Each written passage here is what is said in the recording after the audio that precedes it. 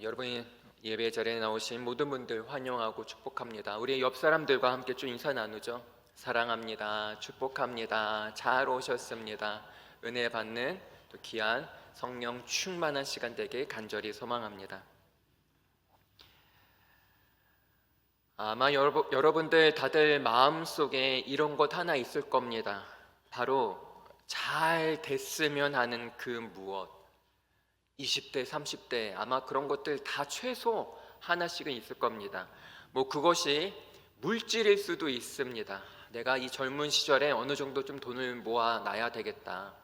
또는 누군가에게는 어떤 준비하고 있는 직장일 수도 있고 학업일 수도 있고 또는 배우자 또 연애에 대해서 이것만큼은 꼭 오래 지나기 전에 좋은 사람 만났으면 좋겠다.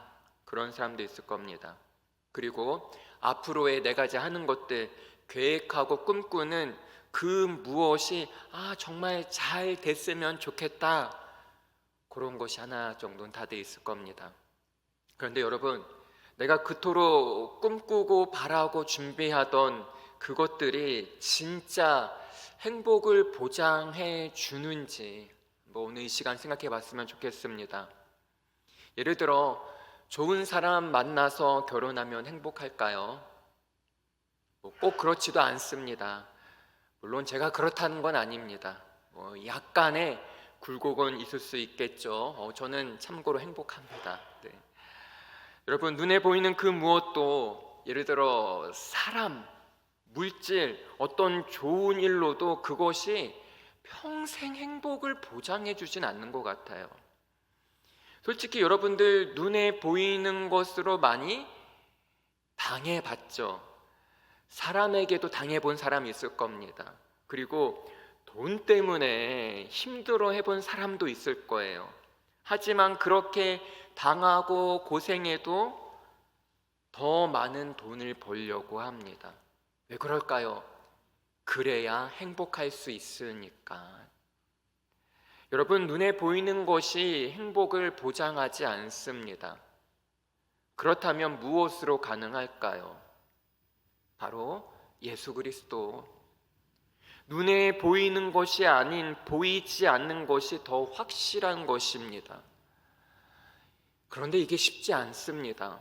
어떻게 보이지 않는데 보이지 않는 그것이 더 확실한가요? 솔직히 우리 눈에 보이고 직접 만져지고 내 것으로 할 수 있는 그것이 확실한 거 아닙니까? 이러한 생각을 성경에서도 한 사람이 있습니다. 바로 예수님의 제자 도마입니다. 예수님이 부활하신 후 제자들에게 나타나셨습니다. 그런데 그 자리에 누구만 없었죠? 도마만 없었습니다. 나중에 제자들이 도마에게 야 도마야, 십자가에 못 박혀서 죽으신 그 예수님이 살아나셔서 우리들에게 나타나셨어 라고 알려줬지만 도마는 믿지 않고 이렇게 말합니다. 정말 예수님이 부활했다면 살아나셨다면 그분을 꼭 내 눈으로 봐야 돼. 아니 그것도 모자라서 그분의 못자국 난 손과 창에 찔린 옆구리를 내 손으로 직접 만져봐야 난 그래야 믿을 거야 라고 했습니다. 그 후 8일이 지납니다. 예수님이 다시 제자들에게 나타나십니다. 그 자리에 당연히 도마도 있습니다. 예수님께서 제자들에게 이전처럼 말씀하십니다. 너희에게 평강이 있을지어다. 이어서 도마를 보시며 말씀하십니다. 도마야, 이리 와서 너희의 손가락을 못자국 난 내 손에 넣어봐라. 그리고 내 옆구리도 만져봐. 그래서 믿음 없는 자가 되지 말고 믿는 자가 되어라. 이에 도마는 자신의 믿음 없음을 깨닫고 자신의 철 없는 행동을 후회합니다. 그러면서 고백합니다. 예수님이 나의 주님이시며 나의 하나님이십니다. 이에 예수님께서 이렇게 말씀하십니다. 요한복음 20장 29절 말씀 주보에 있습니다. 우리 이 말씀을 함께 읽겠습니다. 예수께서 이르시되 너는 나를 본고로 믿느냐? 보지 못하고 믿는 자들은 복되도다 하시니라. 자, 여러분, 누가 복되다고 하나요?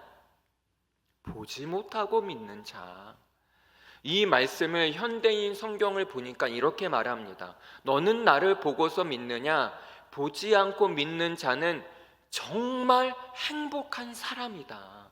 너무 멋지지 않습니까? 정말 행복한 사람이다. 여러분, 무엇 때문에 행복합니까? 여러분에게 행복의 조건이 무엇입니까? 눈에 보이는 일들이 잘 되면 행복할까요? 취업이 잘 되고 진학의 문이 열리고 물질의 문제가 해결되고 좋은 훌륭한 배우자를 만나고 준비하던 일들이 착착착 잘 풀리면 정말 행복할까요? 물론 당연히 행복합니다. 마이너스 통장이 플러스가 되면 얼마나 행복합니까? 내가 올인했던 그 일이 대박나면 그것보다 기쁜 일이 어디 있을까요? 내가 준비하고 목표했던 그 직장, 그 대학에 들어가면 얼마나 행복합니까? 그런데 여러분, 거기서 끝납니까? 나에게 주어진 그 행복에 만족하고 끝납니까? 아니죠. 우리는 더 큰 행복을 추구합니다. 이를 위해 어떻게 합니까? 다시 시간과 땀과 물질을 아낌없이 투자하고 바칩니다. 그래서 더 큰 행복을 누리면 다행입니다. 그런데 여러분, 어떤가요? 인생이 그게 뜻대로 되던가요? 열심히 준비하던 시험이 늘 좋은 결과를 주던가요? 있는 돈 없는 돈 다 모아서 그 일을 했는데 다 잘 되던가요? 계획하던 일들이 늘 항상 차질 없이 내 뜻대로 되던가요? 많은 사람들이 눈에 보여야 확실한 것이라 생각합니다. 직접 보고 만지고 내 손에 들어와야 안전하다고 여깁니다. 그렇다면 돈이 여러분의 행복을 보장해 줍니까? 지금보다 더 많은 돈을 모으면, 지금보다 더 많은 돈이 내 수중에 있으면 정말 행복할까요? 좋은 대학, 직장에 다니면 행복한 인생이라고 말할 수 있을까요? 눈에 보이는 것은 한순간입니다. 전도서 2장 11절에서 솔로몬이 이렇게 고백합니다. 우리 이 말씀 함께 읽겠습니다. 그 후에 내가 생각해 본즉 내 손으로 한 모든 일과 내가 수고한 모든 것이 다 헛되어 바람을 잡는 것이며 해 아래에서 무익한 것이로다. 솔로몬이 뭐라고 하나요? 내가 수고한 그 모든 것이 다 어떻대요? 헛되다. 그런데 솔로몬이 어떤 사람인가요? 최고의 부와 명예를 누렸습니다. 어느 정도냐?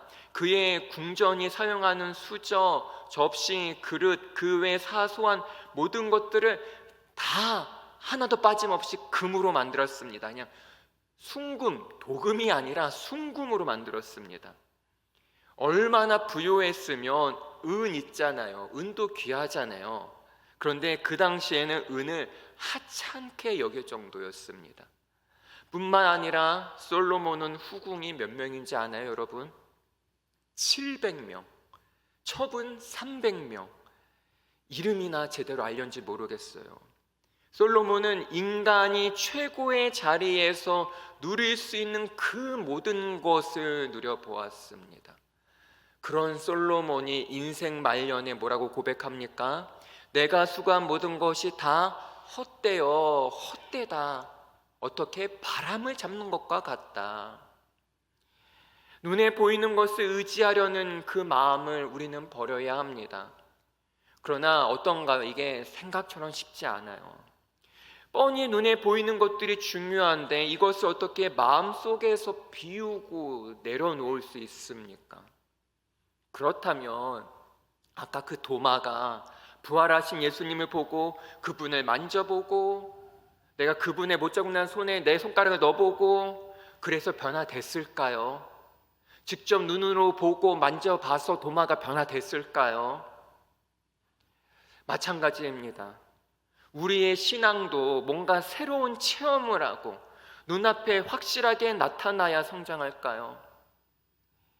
아닙니다. 왜냐하면 도마가 부활하신 예수님을 직접 만났어요. 체험했어요. 만져봤어요. 그런데 어떻게 됐을까요, 도마가?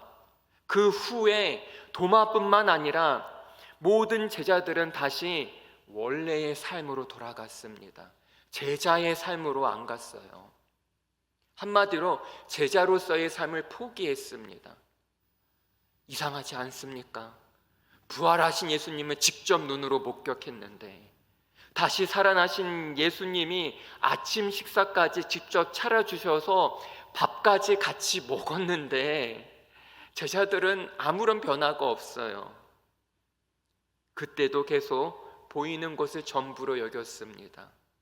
그렇다면 그 제자들이, 눈에 보이는 것을 그렇게 중요하게 여겼던 그 제자들이 언제 변화되었을까요? 오순절날 성령을 받고 영안이 열렸습니다. 그때부터 눈에 보이는 게 전부가 아니구나, 보이지 않는 영적 세계의 중요성을 깨닫게 되었습니다. 제가 여러분에게 한 가지 질문하겠습니다. 맞든 아니든 대답을 하세요. 여러분은 성령 받았습니까? 네. 네니오? 네. 이런 질문을 들으면 지금처럼 비슷한 대답을 합니다. 성령을 받았다고 하기에도 그렇고, 그렇다고 성령을 안 받았다고 하기에도 애매합니다. 잘 모르겠습니까? 잘 모르니까 성령을 안 받은 것 같습니까? 성령을 받았다고 하기엔 내 삶에 너무 초라합니까? 성령을 받았다고 말하기엔 내 삶에 아무런 변화가 없습니까? 자, 그렇다면 우리가 끊임없이 많이 들어온 그 성령님은 과연 언제 우리 안에 임하시게 될까요? 우리는 이것을 에베소서 1장 13절을 통해 알 수 있습니다. 우리 함께 읽죠. 시작. 그 안에서 너희도 진리의 말씀 곧 너희의 구원의 복음을 듣고 그 안에서 또한 믿어 약속의 성령으로 인치심을 받았으니. 우리 이 말씀을 좀 더 자세히 보죠. 그 안에서 너희도 진리의 말씀 곧 너희의 무엇을 듣고? 구원의 복음을 듣고. 자, 듣고 그 안에서 또한 뭐에서? 믿어. 자, 나오죠. 듣고 믿어 약속의 성령으로 인치심을 받았으니. 듣고 믿으면 성령의 인치심, 성령이 내 안에 확실히 거하시는구나. 여기에는 우리의 느낌이라고 얘기하지 않아요. 네가 느껴야 성령이 안에 계신다라 말하지 않아요. 듣고 믿으면 성령님이 안에 계신다. 자, 이 말씀 보면 성령님이 언제 우리에 임하십니까? 구원의 복음을 듣고 믿을 때 성령님이 임하셔서 구원의 인을 친다고 합니다. 어떤 사람은 자신이 구원받은 근거를 이렇게 말하기도 합니다. 이 말이 맞는지 한번 생각해 보세요. 목사님, 저는 엄마 뱃속에서부터 교회를 다녔기 때문에, 즉 모태 신앙이기 때문에 저는 구원받은 거 분명합니다. 맞습니까? 또 다른 사람이 이렇게 말합니다. 목사님, 그동안 교회를 얼마나 제가 오래 다녔는데요, 그것만으로도 이미 구원받은 거예요. 이 말 맞습니까? 애매합니까? 여러분, 우리가 읽은 방금 이 에베소서 1장 13절에서 분명히 말합니다. 모태 신앙이고 교회를 오래 다녀서 구원을 받는 게 아니라 무엇으로? 구원의 복음을 듣고 믿을 때 임재하신 성령님에 의해 구원의 인을 받는다고 합니다. 자, 인을 받는다는 것은 도장을 받는다는 거예요. 확증을 한다는 겁니다. 자, 그러면 구원의 복음이란 무엇입니까? 이것을 바울은 고린도전서 15장에 이렇게 말합니다. 아주 중요합니다. 오늘 목장 나눔제도 들어가 있습니다. 세 가지로 얘기합니다. 첫 번째, 예수님이 나를 위해 이 땅에 오셔서 내 죄를 지시고 십자가에서 제물이 되어 죽으셨다가 3일 만에 살아난 것을 믿는 것이라고 합니다. 다시, 예수님이 나를 위해 이 땅에 오셔서 내 죄를 지시고 십자가에서 제물이 되어 죽으셨다가 3일 만에 살아난 것을 믿는 것이라고 했어요. 이것이 바로 구원의 복음의 핵심이에요. 아는 거랑 믿는 건 달라요. 그리고 우리가 이 구원의 복음을 듣고 믿을 때 성령님이 그 믿음의 통로로 인해 우리 안에 임하셔서 구원을 확증하십니다. 즉 성령님이 언제 어떻게 우리 안에 임하시나요? 우리가 구원의 복음을 듣고 믿을 때, 즉 오늘 말씀을 선포되는 말씀을 듣고 믿을 때 그 믿음의 통로를 통해 성령님이 내 안에 임하시게 됩니다. 이것이 바로 성령으로 거듭나는 과정이에요. 즉 복음을, 예수님을 믿을 때 그 믿음의 통로로 성령님이 임하십니다. 이건 어떤 느낌이나 감정으로 판단하는 게 아니에요. 내가 믿느냐 안 믿느냐 거기에 있습니다. 다시 한번 질문합니다. 그렇다면 여러분은 성령으로 거듭났습니까? 또 네니온으로 나옵니다. 자, 우리 다시 한번 생각해 봅시다. 성령 체험에 대해 이런 얘기, 간증 같은 거 한 번쯤 들어봤을 겁니다. 아마 강력한 성령 체험, 이런 간증 들어봤죠. 어느 날 기도하다가 뜨겁게 성령님이 임하셔서 온몸에 막 전율을 느끼고 알 수 없는 말들이 나오고 온갖 신기한 체험을 하는, 이런 거를 성령 충만으로 생각할 수도 있습니다. 그래서 이런 의문이 들 수 있죠. 목사님, 저는 그런 경험이 없는데요. 그러면 저는 성령으로 거듭나지 못한 건가요? 여러분, 성령님은요 우리 안에 임하실 때 사도행전 2장의 그 대표적인 오순절 사건처럼 아주 강력한 불처럼 내 안에 임할 수도 있습니다. 그런데 반면에 요한복음 3장을 보면 예수님께서 이렇게 말씀하세요. 성령이 바람처럼 알게 모르게 임할 수 있다. 요한복음 3장 8절 말씀입니다. 이 말씀도 우리 함께 읽겠습니다. 시작. 바람이 임의로 불매 내가 그 소리는 들어도 어디서 와서 어디로 가는지 알지 못하나니 성령으로 난 사람도 다 그러하니라. 여러분 그렇잖아요. 바람이 어디로 불어서 어디로 오는지 우리는 모릅니다. 마찬가지로 성령이 우리에게 임하실 때 뭔가 뚜렷한 체험이 없을 수도 있어요. 마치 바람처럼 천천히 알게 모르게 내 안에 임하시기도 합니다. 물론 성령님이 불처럼 임하면 이 사람은 강력한 성령 체험할 수도 있어요. 그러나 때로는 그 사람의 기질이나 상황, 어떤 신앙적인 여러 가지 요인들로 인해 바람처럼 아주 천천히 내 안에 임할 수도 있습니다. 그리고 이럴 때는 성령의 임재를 잘 느끼지도 못할 수 있어요. 자, 그러면은 내가 성령으로 어떻게 거듭났는지 어떻게 알 수 있을까요? 그것은 내 안에 있는 믿음을 점검해 보는 겁니다. 쉬워요. 내 안에 믿음을 점검해 보면은 내 안에 성령님이 계시는구나, 아직 안 계시는구나, 그걸 알 수 있다라는 것이죠. 자, 내 안에 예수님이 나를 구원하시기에 이 땅에 오셨고 내 죄를 사하시기 위해 십자가에서 제물이 되어 죽으셨다가 다시 살아나신 것을 믿는지 체크하는 거예요.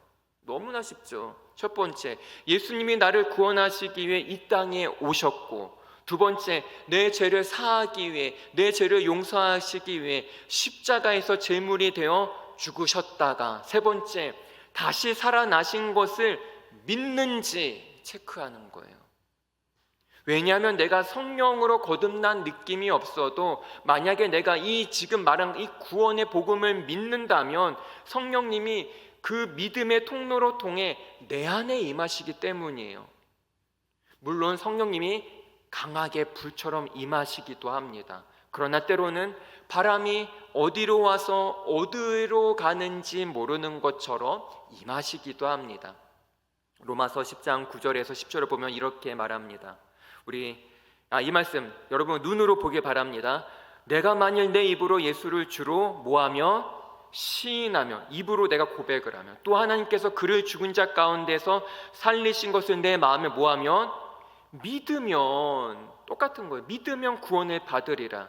이것을 10절에서 이렇게 정리합니다. 사람이 마음으로 믿어 의에 이르고 입으로 모하여 시인하여 어디에 이르나요? 구원에 이르느니라. 믿고 내가 고백할 때 구원에 이른다. 그러기에 내 안에 구원의 복음에 대한 확신이 있고 그 믿음이 있고 이것을 내가 입으로 시인하고 마음으로 믿으면 성령님이 바람처럼 내 안에 계신다는 것을 확신하면 됩니다. 여러분, 의심하지 마세요. 내가 그 예수님을 믿고 입술로 고백한다면 성령님은 내 안에 계시는 겁니다. 이렇듯 성령님은 우리가 구원의 복음을 믿을 때 이 믿음의 통로를 통해 내 안에 임하십니다. 그렇다면 우리가 이렇게 임한 성령님은 과연 우리의 어디에 거하실까요? 여러분 안에 성령님이 여러분 안 어디에 계실까요? 내 안에, 내 안 어디에 계실까요? 요거는 조금 어려울 수 있는데 이해하면 어렵지 않습니다. 잘 들으면. 우리가 성령님의 속성에 대해 알면 성령님이 우리의 어디 안에 임하시는지 알 수 있습니다. 예수님은요, 성령님에 대해 요한복음 14장 16절 17절에서 이렇게 말씀하십니다. 우리 함께 읽겠습니다. 시작. 내가 아버지께 구하겠으니 그가 또 다른 보혜사를 너희에게 주사 영원토록 너희와 함께 있게 하리니 그는 진리의 영이라. 세상은 능히 그를 받지 못하나니 이는 그를 보지도 못하고 알지도 못함이라. 그러나 너희는 그를 아나니 그는 너희와 함께 거하시며 또 너희 속에 계시겠음이라. 아멘. 자, 17절에 뭐라고 하네요? 그는 어떤 영이라? 진리의 영이라. 이 말씀에서 발견할 수 있는 성령님의 속성 무엇입니까? 성령님은 어떤 영이라? 진리의 영이라. 그렇다면 이 영이신 성령님이 우리 안에 오시면 우리의 어디에 거하실까요? 데살로니가 전서 5장에 보면 바울이 사람은 영과 혼과 몸으로 되어 있다고 합니다. 무엇으로? 영과 혼과 몸으로 되어 있습니다. 이 세 가지 영과 혼과 몸이 뭘까요? 일단 몸은 우리의 육체죠. 그런데 영과 혼의 차이가 뭘까요? 그렇죠? 영과 혼의 차이 비슷한 것 같기도 하고, 쉽게 말해 혼은 마음을 말합니다. 우리의 생각과 의지, 그러기에 동물은 혼과 육만 가지고 있습니다. 영은 없습니다. 그러면 영이 무엇일까요? 인간은 영적인 동물이다라는 말을 들어봤을 겁니다. 이것은 인간만이 영적인 세계와 교감할 수 있습니다. 이것을 기독교적으로 본다면 뭘까요? 피조물 가운데 인간만이 하나님과 관계를 맺을 수 있다는 겁니다. 피조물 가운데 인간만이 하나님과 교제를 할 수 있다는 겁니다. 그런데 이것이 틀어지면 어떻게 될까요? 사탄과 귀신과 악한 영들과 관계를 맺게 된다는 거예요. 그러기에 인간은 영과 혼과 몸으로 되어 있습니다. 그렇다면 성령님이 우리 안에 거하실 때 우리의 영과 혼과 몸 가운데 어디에 임하실까요? 바로 우리의 영 안에 거하시게 됩니다. 그렇게 우리의 영 안에 임하신 성령님이 우리를 위해, 나를 위해 일하시기 시작합니다. 이것이 바로 우리가 예수님을 믿을 때 성령님이 우리 안에 임하시는 과정입니다. 예수님이 구세주라는 그 구원의 복음을 믿을 때 성령님이 그 믿음의 통로를 통해 우리 영 안에 거하시게 됩니다. 여기 예배에 모인 청년들은 분명 성령의 사람인 줄 믿습니다. 아멘. 그렇기 때문에 이 자리에 있는 거예요. 이제 설교를 마칩니다. 여러분이 대답을 잘해야 이제 끝낼게요. 자, 제가 세 가지 질문할 텐데 그때마다 아멘으로 크게 대답하면 바로 이제 설교 끝내겠습니다. 자, 여러분은 예수님이 나의 죄를 대신하여 십자가에서 죽으신 것을 믿습니까? 아멘. 더 크게 해야 됩니다. 여러분은 예수님께서 십자가에서 죽으시고 부활하신 것을 믿습니까? 아멘. 이제 마지막 질문입니다. 더 크게 아멘으로 화답하길 바랍니다. 여러분이 고백한 그 믿음으로 인해 성령님이 여러분 안에 거하십니까? 아멘. 네, 아멘. 그렇습니다. 예수님이 내 죄를 대신하여 십자가에서 죽으시고 다시 살아나신 것, 이것을 믿고 고백하는 모든 사람에게 성령님이 거하십니다. 초신자건, 오래 교회를 다녔건, 오늘 처음 믿었던 건 관계없이 그 예수님을 믿고 고백하는 그 사람에게 성령님은 거하십니다. 오늘 이 시간 내 안에 거하시는 그 성령님으로 인해 우리의 영안이 열리는 성령 충만한 청년이 되길 간절히 소망합니다. 기도하겠습니다. 하나님, 성령님이 내 안에 계십니다. 바람이 어디로 불어서 어디로 가는지 모르는 것처럼 나도 모르게 성령님이 내 안에 오셨습니다. 그동안 제대로 느끼지도 만져보지도 못했던 성령님을 오늘 알기 원합니다. 만나기 원합니다. 성부 하나님, 성자 하나님, 성령 하나님, 우리 청년들에게 역사하여 주시옵소서. 거짓되고 악한 모든 것들이 불태워지고 주님의 임재하신 가운데 우리의 눈이 열리게 하여 주시옵소서. 그래야 한 주간 진정으로 보아야 할 것을 보게 하시고 들어야 할 것을 듣고 깨닫게 하여 주시옵소서. 감사합니다. 예수님의 이름으로 기도합니다. 아멘.